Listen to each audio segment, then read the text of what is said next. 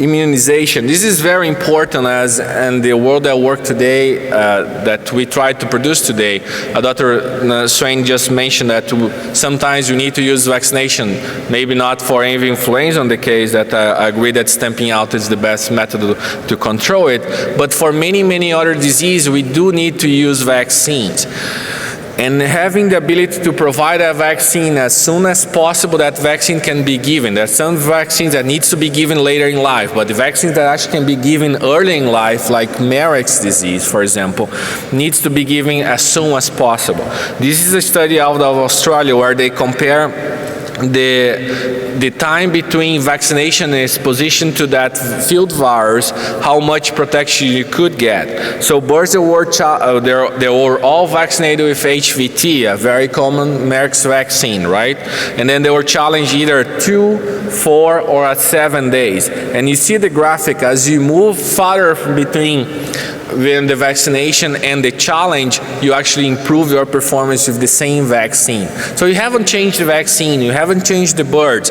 It's just when you increase the time between vaccination and challenge, you improve that performance of that vaccine. A similar study was done by Dr. Sharma in the United States looking at CVI vaccination, comparing that vaccine given that in ovo or a hatch, and how they would perform in birds that were challenged at day 1, 2, 3, 4, 5, or 7. When you look at this graphic and then you compare birds that were challenged at day 1, so meaning they're going to a house that with very high challenge levels, you see that the birds that were just vaccinated hours before or just after hatch, they did not perform any better than the birds that were not vaccinated. And the birds that were actually vaccinated in ovo much early in life could perform much better and actually have that vaccine to perform. When you go throughout that graphic, only at day 4 that the birds that were actually vaccinated at hatch have this better performance than non-vaccinated.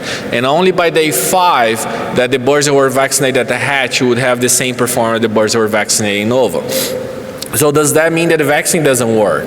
No, the vaccine works. The thing is when you're given that vaccine and how much time you're giving to that vaccine to replicate on that bird to give that optimal protection.